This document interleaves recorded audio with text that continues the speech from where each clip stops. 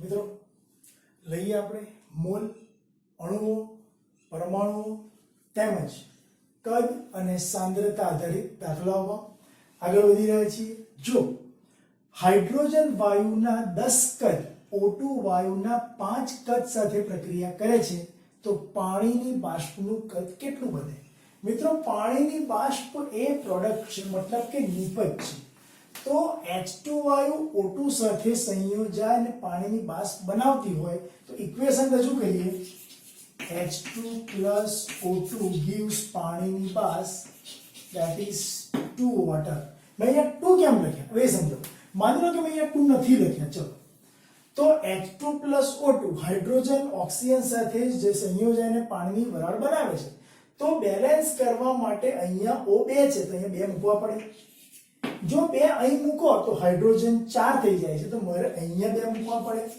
આનો મતલબ કે આ તમારી જે રિએક્શન આવી એકદમ બેલેન્સ રિએક્શન છે। હવે તમે જોઈ શકો છો આ 2 મોલ 1 મોલ જોડે જાય, આ 2 મોલ હાઇડ્રોજન 1 મોલ ઓક્સિજન જોડે જાય ત્યારે 2 મોલ પાણી બને છે। તો પછી 10 કદ O2 એટલે આ તમે 10 કદ લો છો, 10 કદ O2 5 કદ સાથે H2 વાળુના 10 કદ, 10 કદ એટલે H2 વાળુના 10 કદ આપણે અહીં મૂકી દઈએ। ચલો 10 કદ H2 O2 વાળુના 5 સાથે એટલે O2 વાળુનું કદ કેટલું 5। જો આ 10 કદ આ 5 કદ સાથે પ્રક્રિયા કરે તો આ કેટલું બને? તો મિત્રો યાદ રાખજો આ 1 મોલે 5 છે તો આ 2 મોલે 10 થાય। 1 મોલ O2 ની જગ્યાએ તમે 5 કદ લખો છો તો 2 મોલ H2 ની જગ્યાએ તમારે 10 કદ લખવું પડે। ઓકે, જો 2 મોલ H2 વપરાતા હોય અને 2 પાણી બનતું હોય તો 10 કદ એ શું આપે? 10 કદ વોટર આપશે। તો મિત્રો જવાબ આપણો શું આવશે?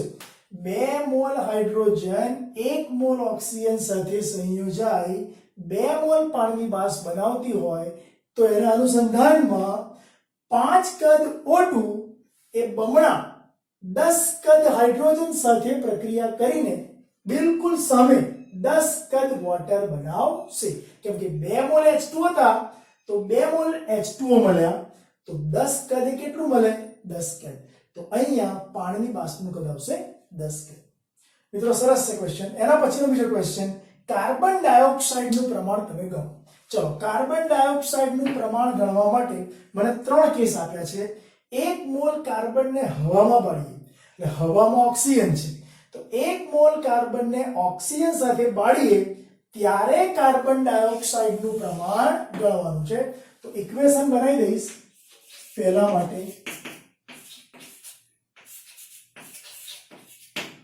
1 mall carbon solid gaseous oxygen સાથે ગેસિયસ CO2 બનાવશે। હવે આપણો પ્રશ્ન એવો છે કે 1 મોલ કાર્બનને હવા બાળીએ, અહીંયા દેખાય છે 1 મોલ, 1 મોલ કાર્બન હવા બાળીએ તો 1 મોલ કાર્બન 1 મોલ ઓક્સિજન સાથે પ્રક્રિયા કરીને 1 મોલ CO2 આપે છે। તો કાર્બન ડાયોક્સાઇડનું પ્રમાણ ગણવાનું છે। મિત્રો આપણે કાર્બન ડાયોક્સાઇડને ગ્રામમાં લઈ આવીએ। ચલો 1 મોલ કાર્બન એટલે 12 ગ્રામ કાર્બન। 1 મોલ O2 એટલે કેટલા? તો કે O2 નો આણ્વીય દળ કેટલું થાય? 16 દુ 32 એટલે અહીંયા આવશે 32। 12 ગ્રામ કાર્બન 32 ગ્રામ O2 સાથે સંયોજાય ત્યારે દળ કેટલું બને? કાર્બનનું કેટલું? 12 અને ઓક્સિજનનું 16 દુ 32, 32 ને 12 44। તો મિત્રો એક સ્ટેટમેન્ટ આવી ગયું, 1 મોલ કાર્બન 1 મોલ ઓક્સિજન સાથે 1 મોલ કાર્બન ડાયોક્સાઇડ બનાવે। આ જ વાતને બીજી રીતે લઈ જઈએ, 12 ગ્રામ કાર્બન 32 ગ્રામ O2 સાથે 44 ગ્રામ CO2 બનાવશે। આ જ વાતને અહીંથી લઈ જઈએ, 1 મોલ કાર્બન ઓક્સિજન સાથે દહન પામીને 44 ગ્રામ CO2 બનાવશે। બધું ચાલે, આ બી ચાલે, આ પણ ચાલે અને આ પણ ચાલે। તમે કોઈ પણ રસ્તાનો ઉપયોગ કરી શકો છો। તો મિત્રો અહીંયા તમે 12 ગ્રામને મોલમાં લઈ જાઓ તો 1 કાર્બન કહેવાય, 32 ગ્રામને મોલમાં લઈ જાઓ તો 1 મોલ O2 કહેવાય અને 44 ગ્રામને મોલમાં લઈ જાઓ તો 1 મોલ CO2 કહેવાય. તો આપણો જવાબ આવ્યો 1 મોલ કાર્બન, એટલે આ 1 મોલ કાર્બન એને હવામાં બાળીએ, O2 સાથે બાળીએ તો કેટલા ગ્રામ CO2 મળે? 1 મોલ CO2 એટલે કે 44 ગ્રામ CO2 મળે. ચલો મિત્રો, એના પછી બીજી વસ્તુ, 1 મોલ કાર્બનને 16 ગ્રામ O2 માં બાળીએ. અહીંયા કાર્બન O2 બનાવશે CO2. પ્રશ્ન આપણો શું છે? 1 મોલ કાર્બનને 16 ગ્રામ O2 માં બાળવાનું છે. હવે મને કહો, 1 મોલ, આ 1 મોલ કાર્બન 1 મોલ O2 સાથે સંયોજાય ત્યારે 1 મોલ CO2 બનાવશે. આ સોલિડ, આ ગેસિયસ, આ પણ ગેસિયસ. હવે અહીંયા તમને એવું કહ્યું છે 16 ગ્રામ O2 બાળવાનું છે. વાસ્તવમાં 1 મોલ કાર્બન 1 મોલ O2 સાથે એટલે કે 32 ગ્રામ સાથે પ્રક્રિયા કરે છે. 1 મોલ કાર્બન 32 ગ્રામ સાથે પ્રક્રિયા કરે ત્યારે 1 મોલ CO2 બનાવે અને 1 મોલ CO2 નું એટોમિક વેઇટ કેટલું થાય? 44. 12 અને 16 × 32 મિત્રો 44 ગ્રામ થાય. તમને આપ્યું શું છે? 16 ગ્રામ O2 માં બાળવાનું છે. મિત્રો યાદ રાખજો, 1 મોલ કાર્બન 32 ગ્રામ જોડ જાય ત્યારે 44 બને, પણ એ જ વસ્તુ 16 ગ્રામ જોડે જાય એટલે હોવા જોઈએ 32 પણ છે 16, એટલે 16 એટલે ઓછો કહેવાય. એટલે આ તમારો સીમિત પ્રક્રિયક થયો. શું થયો? સીમિત પ્રક્રિયક. અને સીમિત પ્રક્રિયક પરથી નિપજ મળે. તો પછી મને કહો, આ સીમિત પ્રક્રિયક થયો હોય કેમ કે 1 મોલ કાર્બન એની જોડે 1 મોલ O2 હોવા જોઈએ, એટલે કે 32 ગ્રામ O2 હોવો જોઈએ, પણ આપેલો કેટલો છે મિત્રો? 16. આ 16 આપેલી વેલ્યુ છે. તો 1 મોલ કાર્બન 32 ગ્રામને બદલે 16 ગ્રામ જોડે જાય એટલે કે ઓછા ગ્રામ જોડે જાય તો આ સીમિત મોલર કહેવાય. સીમિત પ્રક્રિયક O2 કહેવાય. સીમિત પ્રક્રિયક હોય તો નિપજ બી સીમિત મળે. તો પછી 1 મોલ O2 માંથી 1 મોલ CO2 બને, એટલે કે 32 ગ્રામ માંથી 44 ગ્રામ બને. તો પછી 16 આપ્યા હોય તો કેટલા બને? 22 ગ્રામ બને. તો મિત્રો અહીંયા આપણે સ્ટેટમેન્ટ આપી દઈએ, 32 ગ્રામ O2 માંથી 44 ગ્રામ CO2 બને, માટે 16 ગ્રામ O2 માંથી કેટલા ગ્રામ CO2 બને? 16 × 44 / 32.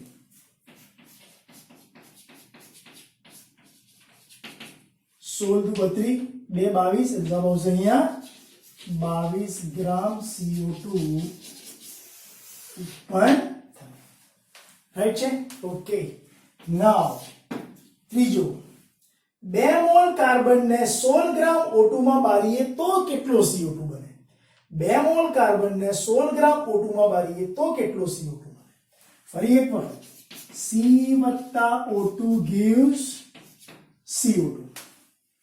2 મોલ કાર્બનને 16 ગ્રામ O2 માં બાળવાનું છે. મને કહો મિત્રો, અહીંયા જો 2 મોલ કાર્બન લઉં તો મારે અહીંયા પણ 2 મોલ લેવા પડે, અને જો 2 મોલ અહીં લઉં તો અહીંયા પણ 2 મોલ CO2 બને.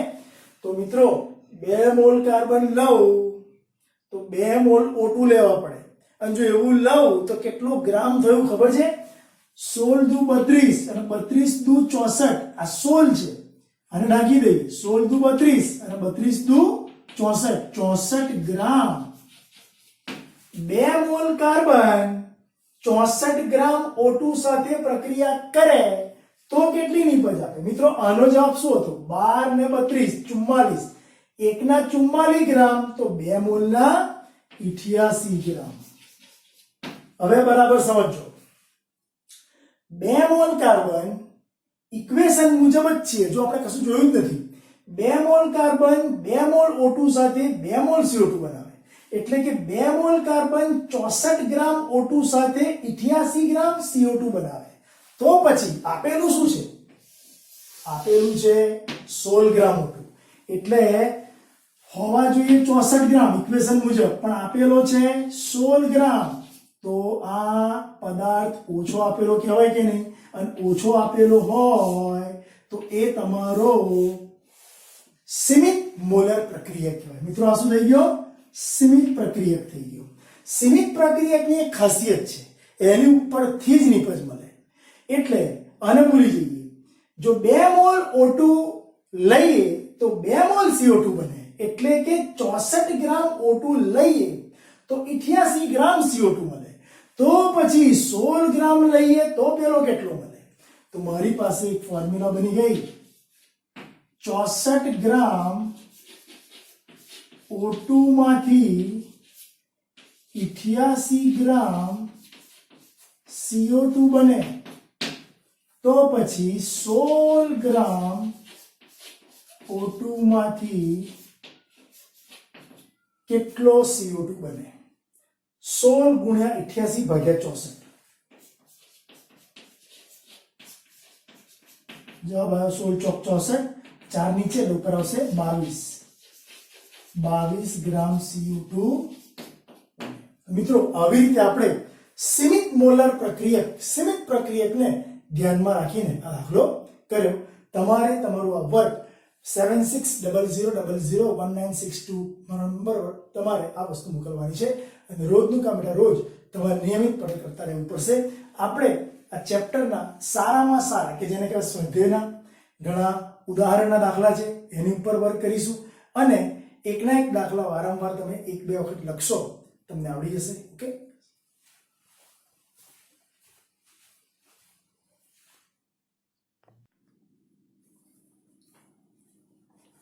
ફ્રેન્ડ્સ, નવો શબ્દ આવ્યો. પરમાણુઓની સંખ્યા આપણે શોધવી છે. જોઈએ નીચેનામાંથી સૌથી વધારે પરમાણુઓ શેમાં હોય? 1 ગ્રામ ગોલ્ડમાં, એવું એટલે ઓરમ જેને કહેવાય ગોલ્ડ, 1 ગ્રામ સોડિયમમાં, 1 ગ્રામ લિથિયમમાં અને 1 ગ્રામ ક્લોરીનમાં. હવે જરા જોઈએ 1 ગ્રામ ગોલ્ડમાં પરમાણુની સંખ્યા. આપણે એક કામ કરીએ, પરમાણુઓને મોલ પર લઈ જઈએ અને તમે જાણો છો મોલ બરાબર વજન ભાગ્યા અણુ પર. મોલ બરાબર વજન ભાગ્યા, જો અણુ આપ્યો હોય તો અણુ ભર, જેમ કે આ અણુ છે તો આનો અણુ ભર લેવાનો, અને પરમાણુ આપ્યો હોય તો પરમાણુ ભર. મોલ બરાબર વજન ભાગ્યા પરમાણુ ભર કાં તો અણુ ભર. આ ફોર્મ્યુલાને વળગી રહીએ. ચલો મિત્રો, 1 ગ્રામ ગોલ્ડ, 1 ગ્રામ ગોલ્ડના મોલ કેટલા? તો અહીંયા મોલ આપ્યા છે, વજન ભાગ્યા અણુ ભર. વજન કેટલું? 1 ગ્રામ. અને ગોલ્ડનો પરમાણુ ભર 197. એ તમારે યાદ રાખવાનું છે. બરાબર? મોલ, આટલા મોલ, એટલે હું આવું લખી શકું ને કે મોલ બરાબર 1/197 આટલા મોલ. હવે તમે જાણો છો એક મોલમાં પરમાણુ કેટલા? તો મોલને ચેકિંગ લખી નાખીશું પરમાણુ 6.022 1023, જેને કહેવાય એવોગેડ્રો નંબર. આટલા સંખ્યામાં ગોલ્ડના પરમાણુઓ હોય. બરાબર? એટલે 1 નો 197 મો ભાગ થયો. ચલો એવી રીતે 1 ગ્રામ સોડિયમમાં, ચલો મને કહો, મોલ બરાબર વજન ભાગ્યા અણુ ભર. વજન કેટલું આવ્યું છે? 1 ગ્રામ. અને સોડિયમનો પરમાણુ ભાર કેટલો હોય? 23. 1/23 મોલ. હવે 1 મોલ બરાબર 6.022 ગુણ્યા 1023. આટલા પરમાણુઓ હોય. બરાબર? 1 નો 23 મો ભાગ. 1 ગ્રામ લિથિયમ, ચલો લિથિયમના મોલ બરાબર વજન ભાગ્યા લિથિયમનો પરમાણુ ભાર 7. 1/7 મોલ, અને 1 મોલ બરાબર તમે જાણો છો 6.022 1023. આટલા પરમાણુ. બરાબર? અને એવી રીતે 1 ગ્રામ ક્લોરીન. હવે મિત્રો એ ક્લોરીન Cl2 અણુ છે, તો આપણે શું કરીશું? મોલ લાવીશું ખરા. મોલ બરાબર વજન, વજન કેટલું છે? 1 ગ્રામ ભાગ્યા Cl2, ક્લોરીનનો પરમાણુ ભાર 35.5. હવે 2 એટમ છે તો 35.5 into 2 એટલે 71 થશે. તો 71 એ તેનો શું થયો? અણુ ભાર થયો મિત્રો. તો મોલ બરાબર 1/71 આટલા મોલ અણુ હોય. શું હોય? અણુ છે. આ અણુ છે. હવે તમને ખબર છે કે મોલ બરાબર શું? તો મોલને હું ચેકી નાખીશ અને એ જગ્યાએ શું લખીશ? 6.022. તો અહીંયા 6.022 1023 આટલા અણુ આવે. હવે એક અણુમાં કેટલા પરમાણુ દેખાય છે મિત્રો? 2. તો અણુને ચેકીને હું આવું લખી શકું ને 1/71 ગુણ્યા 2 ગુણ્યા 6.022 1023 આટલા પરમાણુઓ. તો ક્લોરીનના પરમાણુઓ આટલા થાય. મિત્રો આ વસ્તુ તમારે યાદ રાખવાની છે. બરાબર? તો અહીંયા 1/197 1/23 1/7 ને 1/71 into 2. તો આમાંથી છેદ સૌથી નાનો હોય એ જવાબ મોટો આવવાનો કે નહીં? તો આ જવાબ આવશે તમારો પ્રોપર. 1 ગ્રામ લિથિયમમાં પરમાણુ સૌથી વધારે આવશે ચારેય પૈકી. ચલો મિત્રો, એવું શેમાં પરમાણુઓની સંખ્યા વધુ હોય? 4 ગ્રામ હિલિયમમાં, 46 ગ્રામ સોડિયમમાં, 0.42 ગ્રામ કેલ્શિયમમાં કે 12 ગ્રામ હિલિયમમાં? જોઈ લઈએ શું કરીશું. અહીંયા એ જ મુજબ આગળ વધીએ. પહેલા માટે ચલો, મોલ બરાબર વજન ભાગ્યા અણુ પર અથવા તો પરમાણુ હોય તો પરમાણુ પર. ચલો, વજન કેટલું આવ્યું છે મિત્રો? 4. હિલિયમનો પરમાણુ ભાર કેટલો હોય? 4. 4/4 is equal to 1 મોલ. મિત્રો અહીંયા 1 મોલ છે. હજુ આપણે આગળ જવું હોય જવાય. 1 મોલ બરાબર 1 ગુણ્યા 6.022 1023. ચલો લખીએ 1 ગુણ્યા 6.022 1023 આટલા હિલિયમ હોય. આટલા હિલિયમના પરમાણુઓ જોવા મળે. ચલો બીજો જવાબ. 46 ગ્રામ સોડિયમનો મતલબ શું? ચલો, મોલ બરાબર હમણાં જ બોલ્યો વજન ભાગ્યા મોલેક્યુલર વેટ. મોલેક્યુલર વેટ મતલબ અણુ ભાર. ચલો, વજન કેટલું છે? 46 ગ્રામ. સોડિયમનો પરમાણુ ભાર કેટલો થાય? 23. જવાબ આવશે 2 મોલ. આટલા મોલ. તમને ખબર છે 1 મોલ બરાબર તો બોલો શું? 6.022 1023 આટલા મોલ. આટલા 46 ગ્રામ એટલે આટલા મોલ એટલે 1 મોલ બરાબર આટલા પરમાણુ. આટલા સોડિયમના પરમાણુઓ જોવા મળે. 2 ગુણ્યા 6.022 1023 આટલા સોડિયમના પરમાણુઓ હાજર હોય. ચલો, 0.40 ગ્રામ કેલ્શિયમ. મોલ બરાબર વજન ભાગ્યા મોલેક્યુલર વેટ. ચલો, કેટલું? 0.40 ભાગ્યા કેલ્શિયમનું મોલેક્યુલર વેટ 40 એટલે શું આવશે? 40 કેન્સલ. 1/100 અને 1/100 મોલ. અને એનો મતલબ 1/100 into 6.022 1023 આટલા કેલ્શિયમના પરમાણુઓ હોય. ઓકે. અને ત્યારબાદ 12 ગ્રામ હિલિયમ. મોલ બરાબર વજન ભાગ્યા અણુ ભાર. વજન છે 12 અને હિલિયમ આવ્યો છે. હિલિયમનું પરમાણુય દળ, પરમાણુય ભાર જે બોલો એ શું આવશે? 4. તો જવાબ આવશે 3 મોલ. અને 3 મોલ ના લખવા હોય તો 3 ગુણ્યા 6.022 1023 6.02 1023 આટલા હિલિયમના પરમાણુઓ હાજર હોય. તો મિત્રો અહીંયા 1 ગુણ્યા 6 2 ગુણ્યા 6 અહીંયા 6 નો 100મો ભાગ અને અહીંયા 3 ગુણ્યા 6. મોટો જવાબ કયો આવશે? 3 ગુણ્યા 6 એટલે તમારો આન્સર આવશે 12 ગ્રામ હિલિયમમાં સૌથી વધુ પરમાણુઓ હોય. તો મિત્રો અહીંયા અમે જે દાખલા કર્યા એમાં નક્કી આપણે એક કામ કર્યું કે પરમાણુઓ શોધવા હોય તો તમારે મોલ પર ડિપેન્ડ થઈ જવાનું અને મોલ લાવવા હોય તો વજનના છેદમાં પરમાણુ ભાર કાં તો પછી અણુ ભાર. Okay.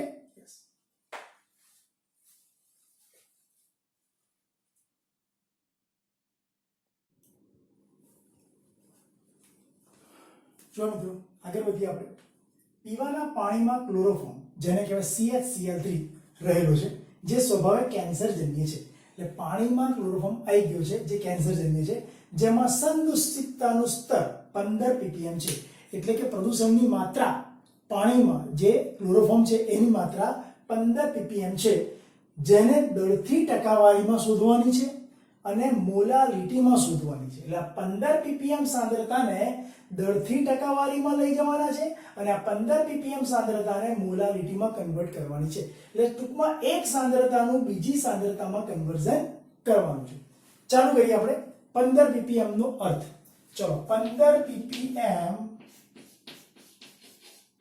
is equal to 15 milligram જથ્થો upon 1 liter is equal to 15 milligram upon 1000 ml આનો મતલબ એવો થયો મિત્રો કે 15 બરાબર મિલીગ્રામ upon 1000 ml છે આને હવે હું ટકાવારીમાં લઈ જઈશ ચલો percentage દર is equal to આ વસ્તુ એ તો ખરી જ ચલો મિલીગ્રામ ને હું ધારો કે ગ્રામમાં કન્વર્ટ કરું તો 10⁻³ ગ્રામ આવવાનું ઓકે અને 1000 ml નો મતલબ 10⁻³ ml થવાનું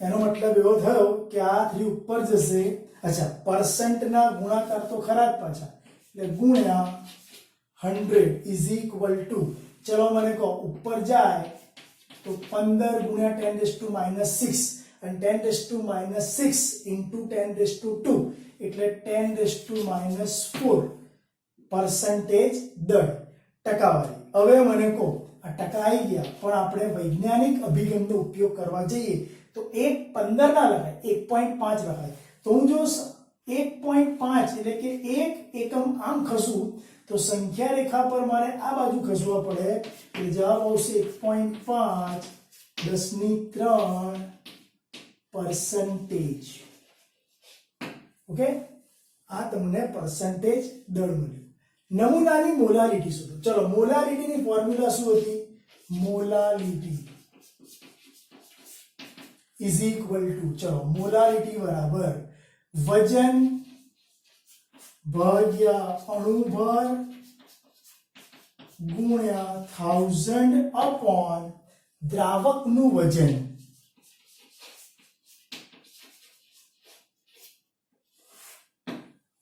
बराबर चलो वजन द्राव्य पदार्थ नु वजन शोधी लाया परसेंटेज में 1.5 10⁻3 1.5 अपॉन अणुभर चलो क्लोरोफॉर्म नो अणुभर गणिए क्लोरोफॉर्म मतलब Cl 3 वखत એટલે 35.5 ગુણ્યા 3 બરાબર 35.5 ગુણ્યા 3 કરો તો 35 કરી 105 અને દોઢ 106.5 એમાં એક ઉમેર દો હાઇડ્રોજન નો એટલે 107.5 અને એમાં 12 ઉમેર દો એટલે 119.5 આવશે જવાબ મિત્રો તો અહીંયા હું લખીશ 119.5 ગુણ્યા 1000 હવે દ્રાવકનું વજન જો હું મોલારિટીમાં દ્રાવકનું વજન લખું પરંતુ તમને ખબર છે દ્રાવકનું વજન ગ્રામમાં લઈએ તો દ્રાવણનું કદ ml માં લઈ શકાય ક્યારે ઘનતા 1 હોય ત્યારે હું લખું છું અહીંયા કઈ અહીંયા તમને પાણીની ઘનતા 1 હોવાને લીધે દ્રાવકનું વજન ના લખો તો દ્રાવણનું કદ લખી શકો અને પરસેન્ટેજ હોવાને લીધે 100 આવશે કેટલું આવશે મિત્રો 100 આવશે અને આનો આન્સર આપણે બાય યુઝિંગ કેલ્સી જોઈ લઈએ આ 10⁻³ અને 10⁻3 એટલે આટલું ઉડી ગયું 10⁻2 ઉપર જશે એટલે તમને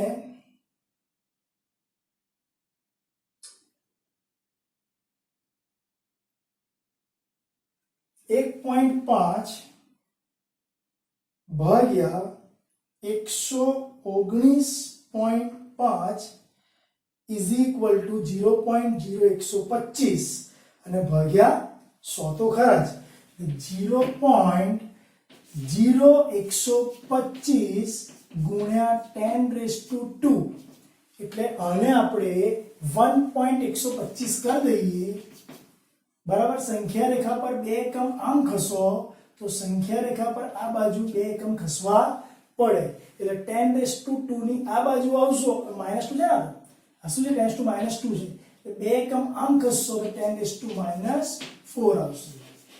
આ શું છે 10⁻², છે કેમ કે ઉપર ગયા ને. તો અહીંયા તમારો આન્સર મળશે 1.25 10⁻⁴. આ છે મોલાલિટી, એટલે પાછળ લખીશું સ્મોલ m. ચલો નવો એક દાખલો.